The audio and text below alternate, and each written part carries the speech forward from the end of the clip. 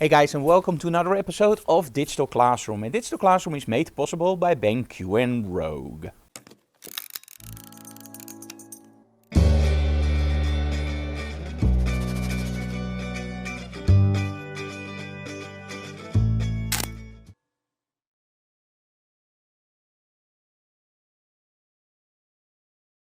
Hey, one of the questions I always get about color management is, hey Frank, I have all these profiles.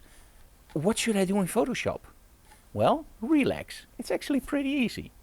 Now, let me first explain to you how a chain of calibration looks. Now, what is the first thing that you see? You see your monitor, right? That's where you look at.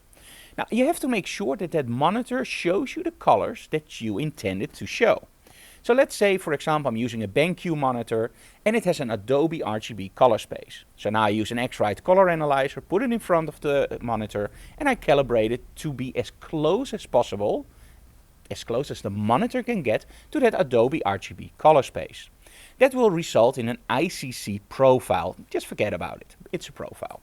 And it will put it automatically in your operating system. This can be macOS or of course Windows or whatever you use. Now, that's everything. Forget about the rest. So now you have a monitor that actually shows you the correct colors or as close as possible. Now when you open up Photoshop, what should you choose?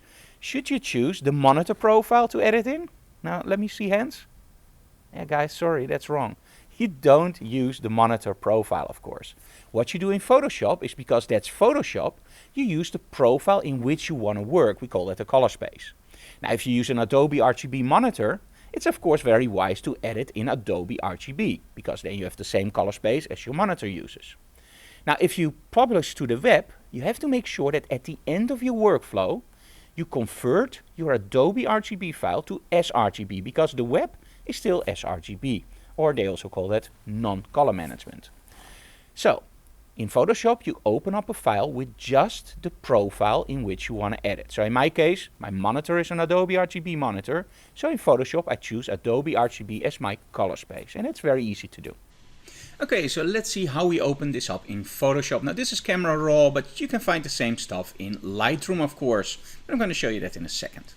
So under here you can see Adobe RGB 8 bits. Now normally this is set on sRGB. So just click it and change it to Adobe RGB. You can use ProPhoto or sRGB, but just use Adobe RGB and make sure that you put this on 16 bits. Now, of course, everything else you just leave that way. So press OK. Now when I open the image and I do all my retouching, there's only one thing I still have to do. When I save my file, I can just save it as a TIFF, of course. So at this point you can save it as a PST or of course as a TIFF file. Now there's a TIFF over here. And then of course you keep it on Adobe RGB and 16 bits, because that's the biggest file size.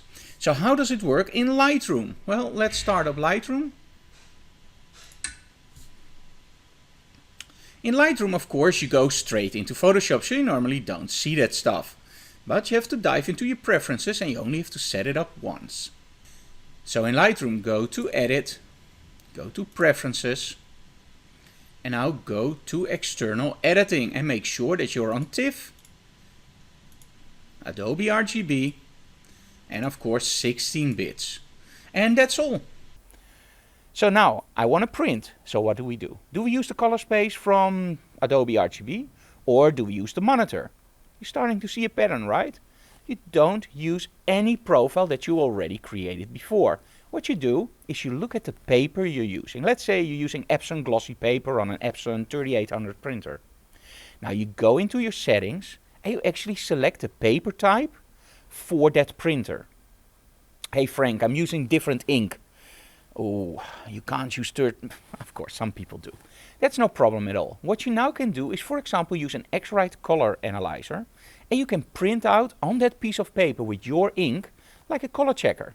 And you can use that analyzer to create a profile, especially for that ink and that paper.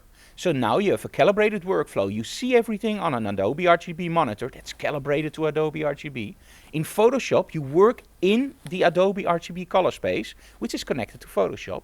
And now you print it out on a printer, which, well, calculates everything back because it knows I'm going from Adobe RGB to what my paper and ink can do, right? What if you use a scanner? Well, same thing. You can use, for example, an x-rite color checker. You can calibrate your scanner. But again, that profile is only connected to that scanner, so don't use it anywhere else. Hey Frank, that's really cool. But how do I do it on location? I shoot with a Nikon camera and my images are always a little bit too yellow. Or I shoot with a Canon and they're a little bit too magenta. Or I shoot with a Sony and they're a little bit too blue. Well, you saw it before. This is like the magic that you always have to use. This is called a color checker passport and it's actually from x-rite. So what you do is before you shoot, the first image you take is with that color checker. So you let your model hold it, you light it as flat as possible. Even if you use high contrast lighting, aim your model towards the light and shoot it straight with the light to make it as flat as possible. Now you have the color temperature correct and you have actually the sensor data correct. So you know that red is supposed to be this. You use the software that's delivered with your color checker passport, for example in Lightroom, or you just use your white balance if you use Capture One. And now you also have a profile for your camera. And again, all those profiles are only for the device on which you use it. So never ever use a monitor profile in Photoshop. Never use a printer profile in Photoshop. Just use the profiles for the device it's created for. And that's as easy as it is. Color management is very, very easy. Just don't make it complicated and mix color management stuff together because you will have double color management and it looks terrible.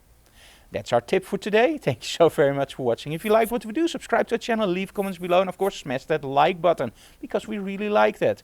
But most of all, tell other people about it. And if you have any questions or burning demands like, Frank, I really want to know about this, leave them in the comments below and who knows, maybe I will create a video just for you.